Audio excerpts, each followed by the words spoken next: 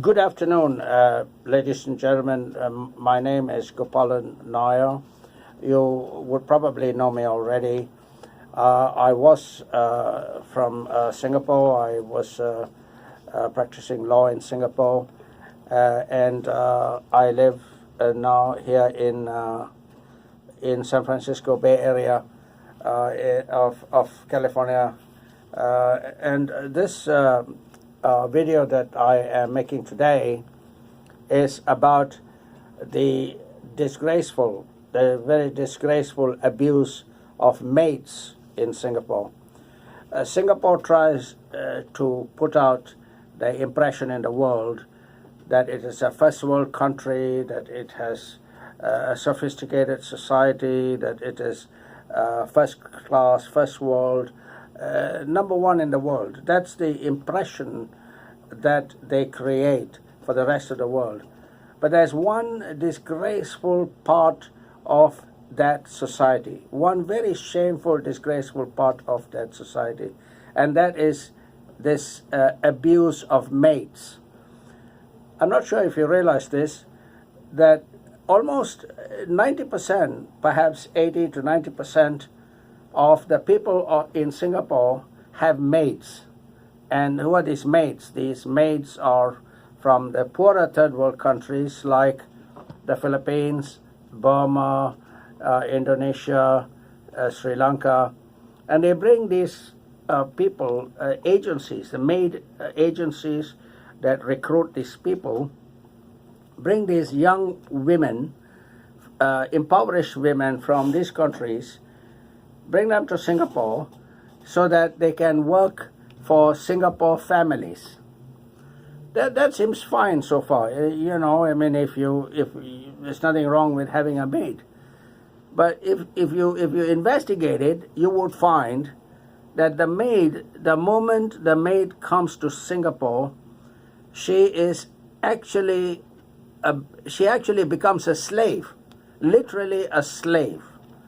I mean, what do you think? How do you consider a slave? A slave is somebody who has to do anything you demand with no pay, no salary, nothing. An absolute a person with no rights whatsoever. In fact, I have no hesitation to tell you this, that is how Singapore families treat these maids who are who work for them, and now I am going to tell you the details of it. I'm not sure if you realize this, but the average maid is paid something like $200 a month, 200 Singapore dollars a month. Can you imagine that? The employer who employs the maid would probably be earning $3,000 a month. And he, even though he can afford much more, I mean, we can see that, he gets his $3,000 a month, and he pays this maid $200 a month. The maid has to live in the house, do all the cleaning, cooking, looking after the children, and so on, almost 24 hours a day, and for which she's paid $200 a month, or maybe $300. That's all. That's all she gets. Not only that, there is no off day. She has to work there 7 days a week. There is no day off. She doesn't get time. Even the most the most unfortunate people around the world who work still get at least a day off.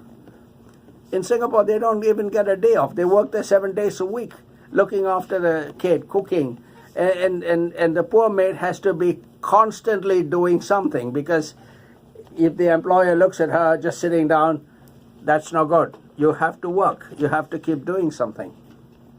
And so, this is what it is. And not only the abusive, not only the poverty and the plight of the maids living in who are paid nothing and who are living almost as slaves.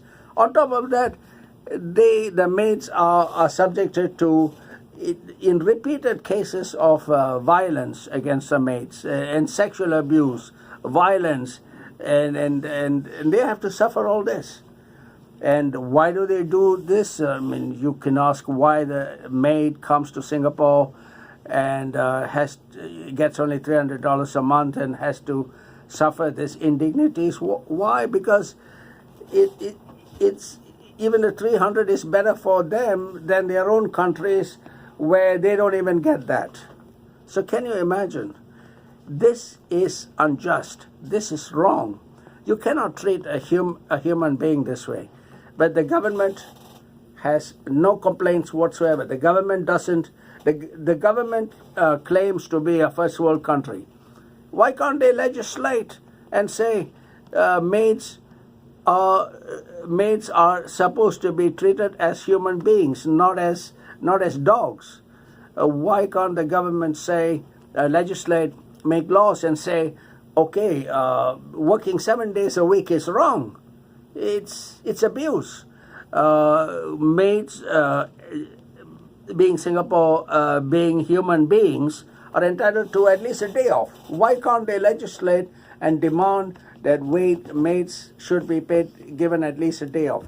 Why can't they legislate and say maids, just like anyone else, can only be asked to work 8 hours a day or 9 hours a day or whatever?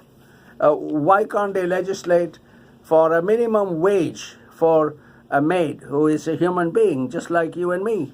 Why can't they legislate and say, look, you have to pay a decent wage to a maid? And what is a decent wage in Singapore, in the Singapore context? The average person makes even the poorer sections of Singaporeans earn at least $2,000. So if you want to employ a maid, you have to pay $2,000. Or even if $2,000 is too much, maybe $1,500 a month, not $200 a month, and ask the maid to work 24 hours. Can you imagine that? You pay the maid $200 a month. She has to live in the house, do all the work that she is told, and she is paid $200 a month. That's all the work in the house. No day off, and not a single day off in the week. Do you call this? What do you call this? Is this called employment, or is this called slavery? And that is why Singaporeans should realize that the rest of the world can also see this. The rest of the world can also see that this sort of slavery actually happens in Singapore. And one more thing, I'm not sure if you realize this. Most of Singaporeans live in high-rise apartments owned by the Singapore government. The tenants are lessees, and so the maids are kept in these apartments. And when the employers go to work, they leave the maid in the apartment. And what do? They lock the apartment from the outside with the maid inside. What does this mean? Can you imagine this? The maid's life is in great danger like that. What happens if you have a fire? If you have a fire in the apartment, the maid cannot escape. And it's not to say that the Singapore government is unaware of this. Singapore government is spying on everybody in Singapore. They know exactly that this is going on, but they take no steps to stop this. Why? Because it is a maid, and the idea is that you can do anything to a maid. You can treat a maid like a dog. Even a dog is treated better than a maid. So I would, and recently, in fact, a couple of weeks ago, you had this case of Lim Chun and his wife Sui Chong Ki. Both of them were charged in a Singapore court with using violence on their maid. And what do they get? What punishment do they get? There is evidence that they were paying the maid hardly nothing, and they were constantly abusing their maid, while at the same time these two people, the employers, are actually millionaires.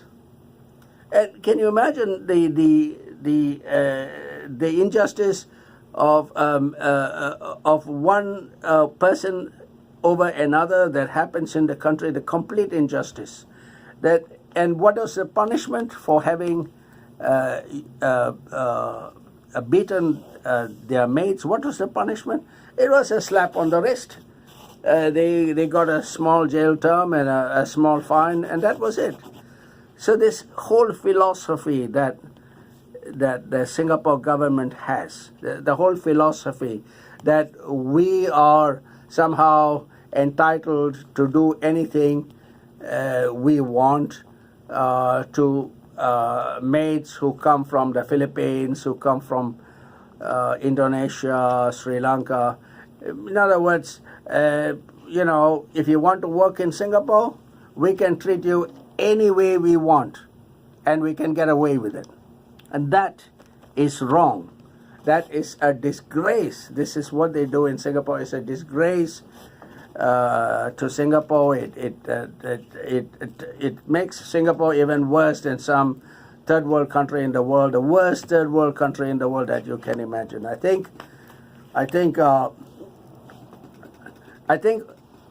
and you should also, on this issue, I think you should look up this gentleman. His name is Tom White.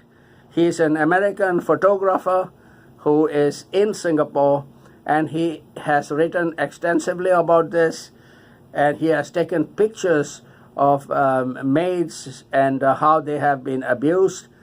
And to confirm what I have said, please look up Tom White, American in Singapore, who has made a point to tell the world the abuse against foreign maids in Singapore. Thank you very much.